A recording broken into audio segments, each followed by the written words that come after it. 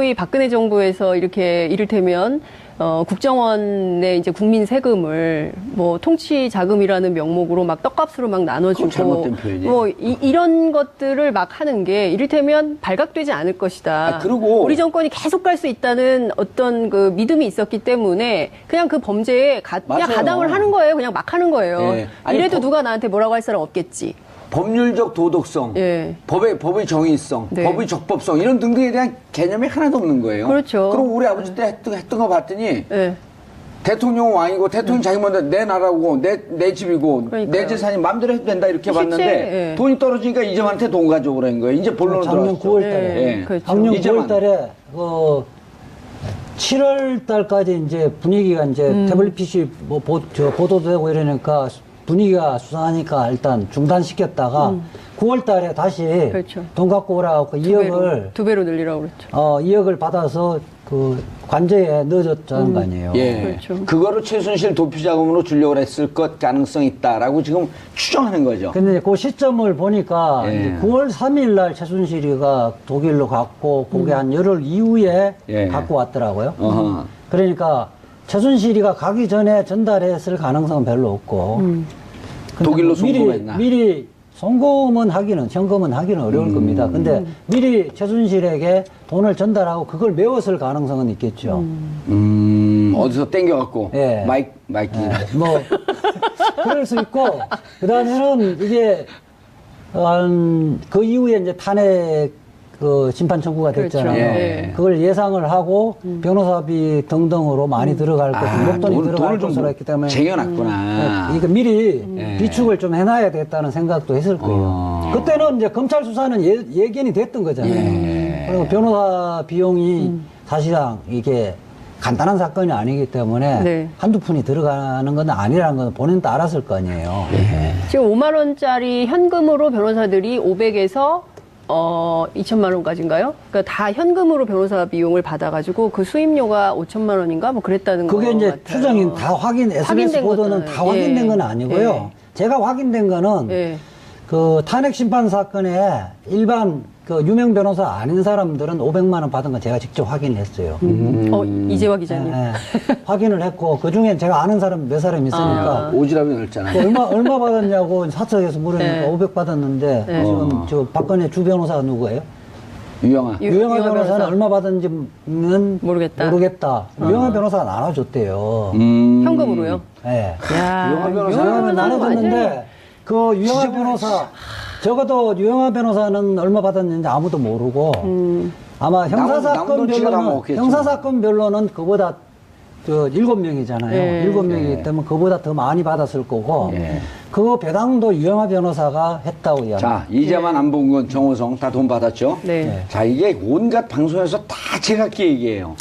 기본적으로는 박근혜 대통령과 국정원장이 뇌물을 달라 주겠다는 약속이 됐기 때문에 일어난 사건입니다. 난 이 얘기가 설득력 있어요. 그러면서 예. 그게 저 차떼기, 과거 예. 2002년도 그러니까. 차떼기, 예. 그 얘기 해보세요. 그 설득력 예컨대 있더라고. 그 차태기 사건에서 이회창하고 재벌 총수하고 만나서 돈을 주고받는 이거냐고, 그런 예를 들면 거잖아요. 이거냐고. 예. 그거는 두 사람씩 통화를 하든 만났든 간에 그 선문답을 하면서 아, 그 오케이 이렇게 저 내가 이해창이 예를 들었고, 그 여기 재벌 청소 모처럼 한번 해봐요. 자, 이총수님. 예. 이번에 아시잖아요. 대선 뛰는데 또 생각보다, 예. 실탄도 좀 필요하고, 그리고 뭐, 좀 협조를 해줬으면 좋겠네 이렇게 이야기를 내가 했고. 하잖아요. 좀 가만히 있어요.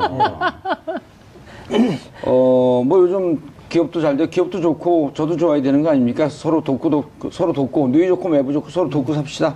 그럼 예, 총수님 알겠습니다. 제가 제일 신뢰하는 사람을 보낼 테니까요. 예. 총재님이 만남 광장에서 보시죠. 예. 이모 변호사를 제일 총회를 하신다고 하는데 예. 그분 보내시면 될 겁니다. 이재화 변호사를 보내서 걸리면 감옥 가게 하겠습니다. 그런 이야기도 안 하죠. 그 정도 하면 실제 이회창 총재는 서정우 변호사를 보냈잖아요. 예, 그렇죠. 그래서 이렇게 예. 정점에서 네. 정점끼리 서로 전화를 그 선문답을 하고 돈을 주고받는 건 밑에서 왔다 갔다 하기 때문에 이제만 안 본 건 그다음에 이 누구죠?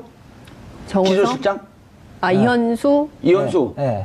아, 그분은 이현수 기조실장하고는 위에서 지시가 있었으니까 돈이 예. 오고 갔다는 거예요. 아, 그렇죠. 그렇죠. 국정원 자금에 아무리 특수활동비, 특수공급비를 하더라도 기조실장 혼자 쓰면 못 움직여요. 국정원장의 재가가 있어야 움직이는 그렇죠. 거고. 자, 그래서 돈을 줬어요. 예. 뇌물인가요? 아, 뇌물은 두 가지죠. 뇌물은 직무 관련성이 있는데 직무 관련성은 대통령과 예. 국정원장, 국정원 직원들과 봐야 되는데 국정원 대통령의 직속이잖아요. 예. 그리고 인사 문제, 이게 자리 문제를 다 결정하는 거예요. 직무 관련성이 있고요. 그다음에 기조실장이든 국정원장이든 대통령의 한마디면 잘리고 그 자리에 있을 수 있으니까 대가성이 있는 거죠. 그거는 논할 필요도 없는 거예요. 돈을 주고받았다는 끝. 그 다음에 이 부분이 어디에 사용하는가 범죄 성립에 영향이 없습니다. 아, 다 용초를 따지면 그러니까 못하거든요. 이거 언론에서 잘못 법률 비법률가들이 잘못 이야기하는데 그것이 용처를 밝혀야 성립을 확정시킬 수 있다는데 이건 똑같은 거 아니야? 아무런 관계 장윤성 없어요. 기자 집에서 돈을 훔쳐갔어요. 예. 어디 쓰든 무슨 관계가 있어? 훔친 거지? 훔친 이미 게 훔치는 중요해요. 순간 예. 범죄는 성립했다. 예. 아, 근데 어디에 사용했느냐? 일부러 돌려줬는데 양형의 고려 요소입니다. 아니, 장윤성 기자 집에서 훔쳤어요. 예. 훔쳤고 고아원에 다 나눠줬어. 그럼 불법 아닌가? 불법이죠. 그렇게 한 썼든, 거예요. 예, 이게 이제 그러니까요. 형량을 정할 때 어느 정도 고려 요소가 되는 거고 용처를 밝히는 것은 그 부분에 이제 재질이 예컨대 이걸 더 갖고 악질이냐? 불우이소를 도왔다 이러면 형량을 좀 낮게 하겠죠. 예. 그런데 뭐 이거 갖고 개인 시술을 받았다. 아파트를 샀다? 예. 예. 기치료를 받았다. 최순실을 줬다? 예. 옷값에 썼다. 예. 특히 예. 최수빈이 도피자금 마련했다 예. 이렇게 하면 예. 재질이 나빠지는 보톡스 거죠. 맞는 데서 줬다? 그러니까 나빠지는 거죠. 그럼에도 불구하고 국민들이 알고 싶어 하기 때문에 하는 겁니다. 어디다 썼는지 너무 그 궁금하잖아요. 다음에 또 하나는 공범들 관계에서 네. 이게 뇌물이잖아요. 뇌물을 실제 배당을 받은 사람 양형에는 상당히 영향을 미칩니다. 단순 심부름꾼과 그 중에 예컨대 이재만 안봉근 같은 경우는 정우성이 돈을 빼돌고 아파트 샀다든지 그렇게 되면 가중 처벌이 된다. 1년에 3천만 원 곱하기 4하면 1억 2천 받았다 이러면 이 부분에는 뇌물 받은 부분에 일종의 배당을 받은 거잖아요. 양형에는 상당히 고려됩니다. 고려된다는 게 양형이 높아진다는 거죠. 거죠. 예. 단순히 대통령이 시켜서 예. 비서관인데 시켜서 어쩔 수 했다고 하면 그 방조범까지도 낮아질 가능성이 높거든요. 그럼 형량이 뚝 떨어지죠. 방조범은 그냥 뭐 일반적으로 판사가 재량으로 감경하는 형량을 감경할 뿐만 아니라 거듭 감경할 수 또 한 번 더 감경할 수 있거든요. 방조범은 법률상 반드시 감경해야 되기 때문에 아, 감경을 해야 돼요? 예.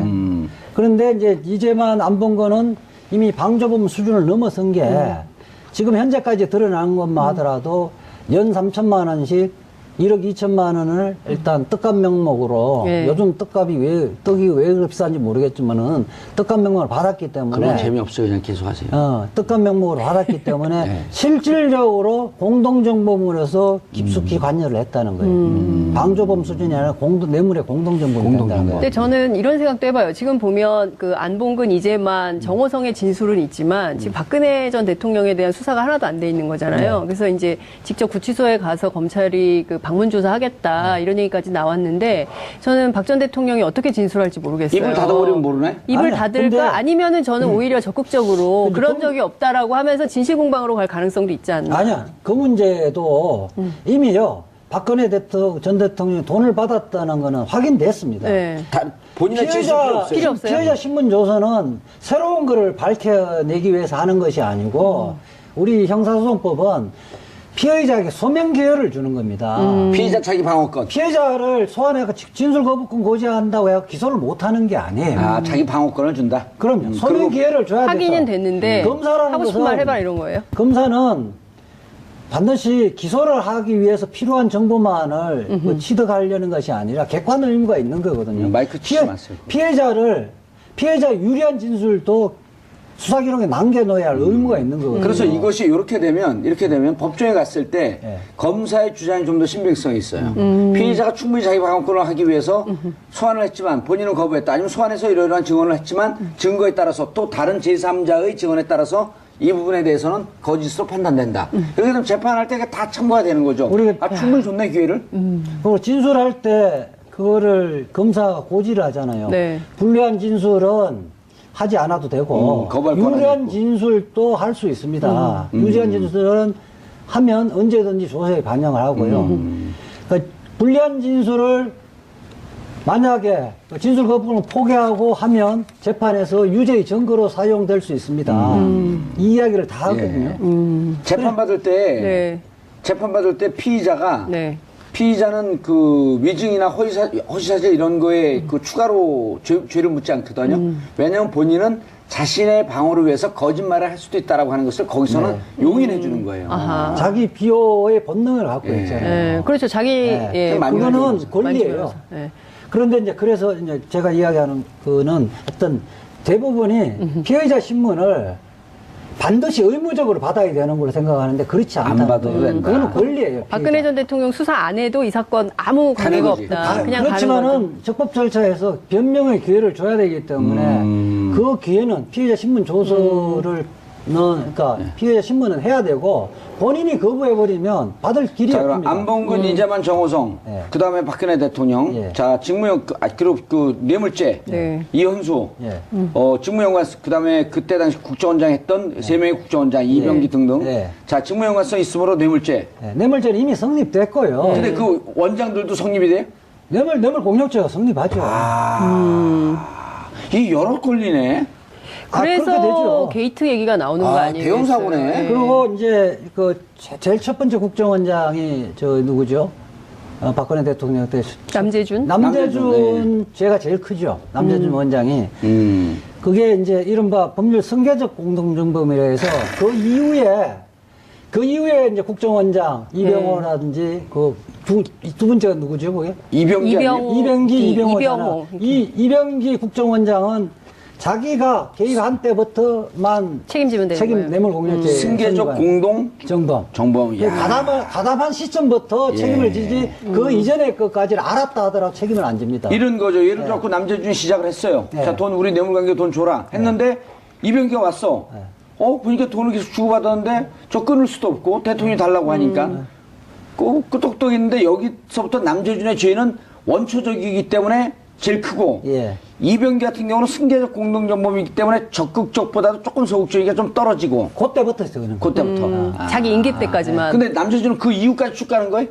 남재준은 그 이후에 이제 기소실장이냐 이렇게 해서 앞으로 재임기간 중에 다 출하고 했다면 계속 이미 간다. 그때까지 다 되는 거죠.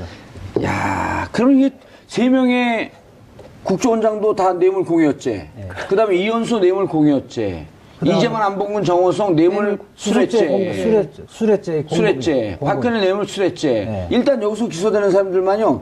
계산도 잘하는데 6, 셋, 네. 하나, 10명. 10명. 그다음 기조실장 그렇죠. 그리고 그다음에 국고 손실죄는 모두가 홍보.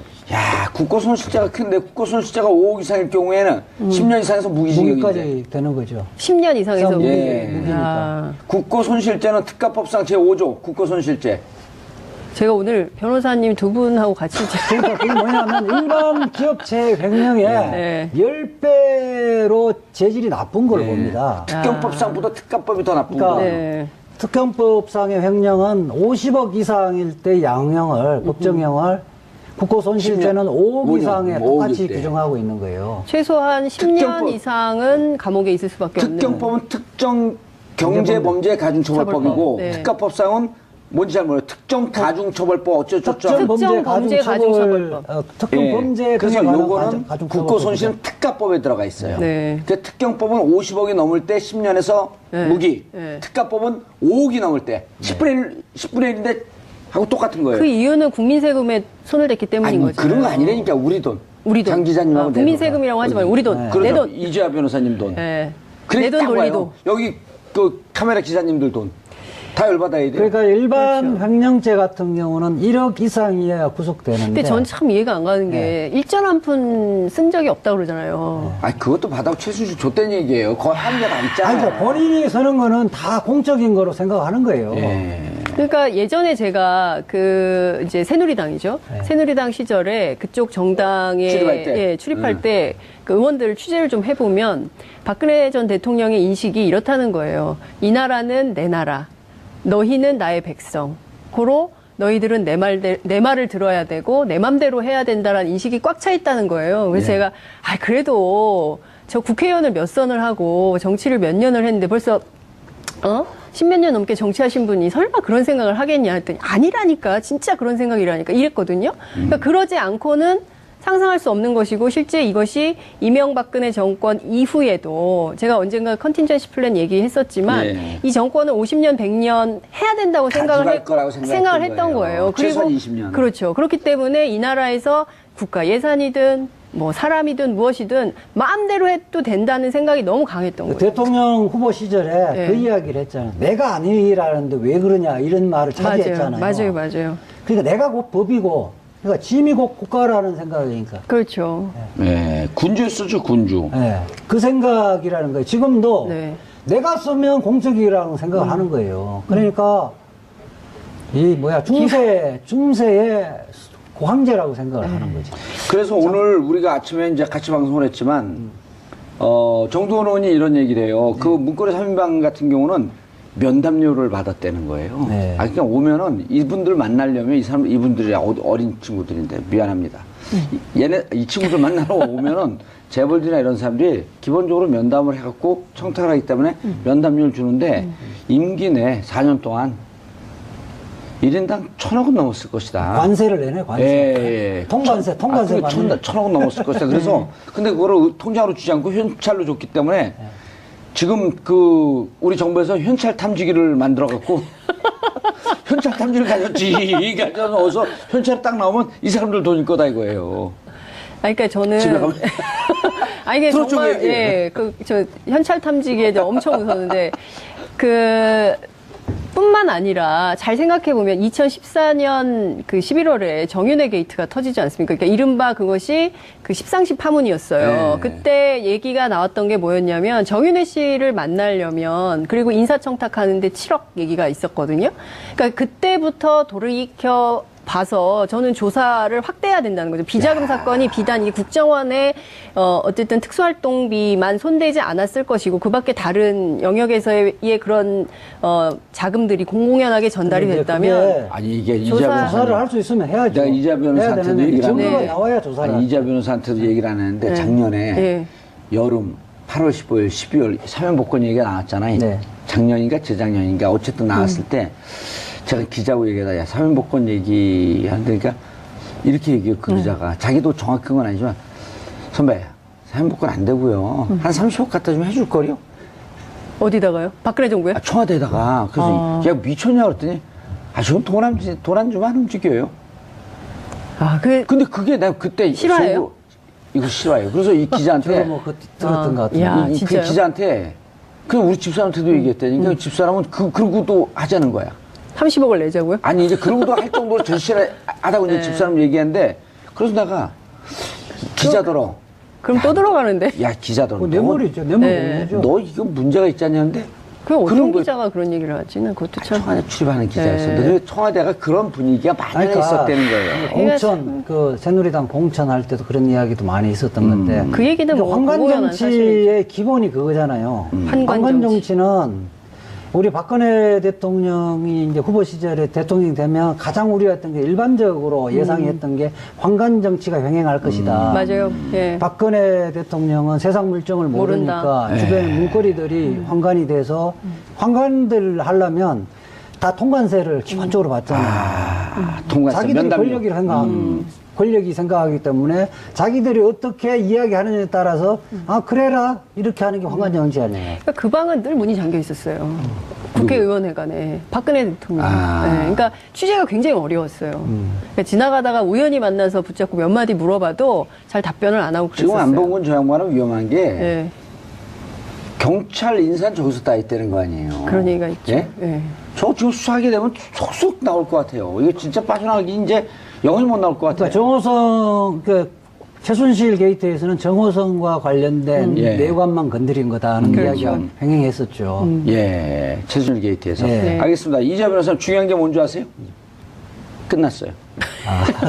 그래서 끝났습니다. 아, 벌써 끝났어요? 두 분 인사하시고요. 네, 고맙습니다. 예. 자, 저희가 그 형태와 전체적인 형식을 바꿔봤는데 시청자 여러분들 어떻게 보셨는지 모르겠습니다.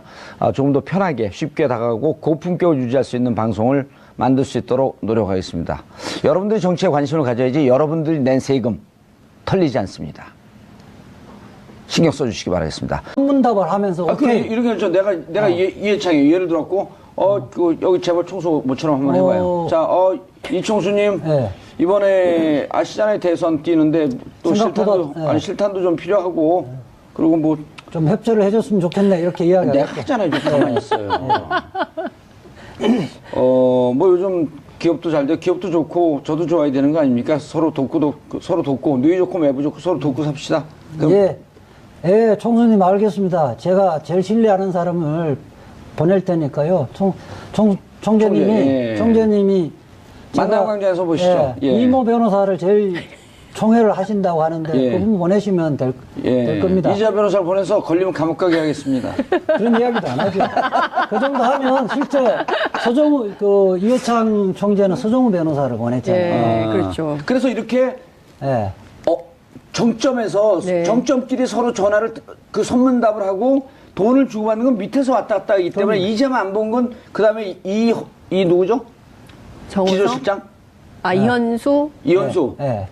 그분은 이현수 기조실장하고는 위에서 지시가 있었으니까 돈이 네. 오고 갔다는 거예요. 그렇죠. 국정원 자금에 아무리 특수활동비, 특수공급비를 하더라도 기조실장 혼자 쓰면 못 움직여요. 국정원장의 재가가 있어야 움직이는 그렇죠. 거고. 자, 그래서 돈을 줬어요. 예. 뇌물인가요? 뇌물은 두 가지죠. 뇌물은 직무 관련성이 있는데 직무 관련성은 대통령과 예. 국정원장, 국정원 직원들과 봐야 되는데 국정원 대통령의 직속이잖아요. 예. 그리고 인사 문제, 이게 자리 문제를 다 결정하는 거예요. 직무 관련성이 있고요. 그 다음에 기조실장이든 국정원장이든 대통령의 한마디 생각도 했을 거예요. 그때는 이제 검찰 수사는 예견이 됐던 거잖아요. 예. 그리고 변호사 비용이 사실상 이게 간단한 사건이 아니기 때문에 네. 한두 푼이 들어가는 건 아니라는 건 본인도 알았을 거 아니에요. 지금 5만 원짜리 현금으로 변호사들이 500에서 2천만 원까지인가요? 그러니까 다 현금으로 변호사 비용을 받아가지고 그 수임료가 5천만 원인가 뭐 그랬다는 거 그게 이제 같아요. 추정인 다 SBS 확인된 보도는 것들은, 다 확인된 예. 건 아니고요. 예. 제가 확인된 거는 예. 그 탄핵 심판 사건에 일반 그 유명 변호사 아닌 사람들은 500만 원 받은 건 제가 직접 확인했어요. 이재화 기자님. 예, 예.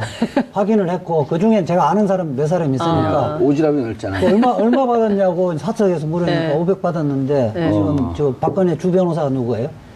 유영아. 유영아 변호사는 얼마 받았는지는 모르겠다. 유영아 변호사가 나눠줬대요. 현금으로요? 예. 야, 유영아 변호사는 유영아 나눠줬는데 완전히- 그 유영아 변호사 적어도 유영아 변호사는 얼마 받았는지 아무도 모르고 아마 남도 지가 다 먹겠죠. 형사사건별로는 그보다 저 7명이잖아요. 네. 7명이기 때문에 그보다 더 많이 받았을 거고 예. 그 배당도 유영아 변호사가 했다고 이야기. 자, 이제만 안 본 건 정호성 다 돈 받았죠? 네. 자, 이게 온갖 방송에서 다 제각기 얘기해요.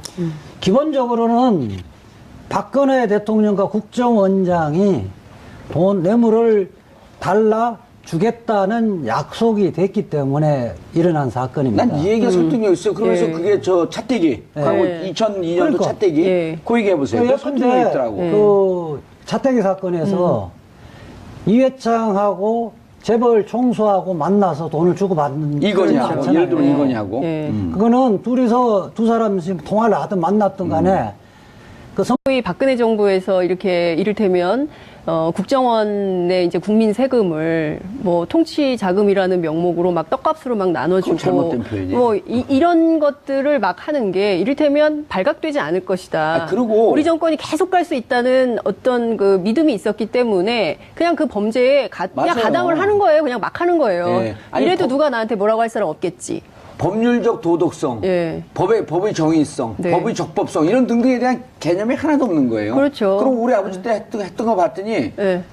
대통령은 왕이고 대통령 자기 먼저 내 나라고 내 집이고 그러니까요. 내 재산이 마음대로 해도 된다 이렇게 실제, 봤는데 예. 돈이 떨어지니까 이재만한테 돈 가져오라는 거예요. 이제 본론으로 작년 들어왔죠. 9월 달에. 예. 그렇죠. 작년 이제만. 9월 달에 7월 달까지 이제 분위기가 이제 태블릿 PC 뭐 보도도 되고 이러니까 분위기가 수상하니까 일단 중단시켰다가 9월 달에 다시 그렇죠. 돈 갖고 오라고 2억을 두 배로 늘리라고 그랬죠. 2억을 받아서 그 관제에 넣어줬다는 거 아니에요. 예. 그렇죠. 그거를 최순실 도피 자금으로 주려고 했을 것 가능성이 있다라고 지금 추정하는 거죠. 근데 그 시점을 보니까 예. 이제 9월 3일 날 최순실이가 독일로 갔고 그게 한 열흘 이후에 예. 갖고 왔더라고요. 어허. 그러니까 최순실이가 가기 전에 전달했을 가능성은 별로 없고 근데 독일로 뭐 송금했나? 미리 송금은 하기는 현금은 하기는 어려울 겁니다. 근데 미리 최순실에게 돈을 전달하고 그걸 메웠을 가능성은 있겠죠.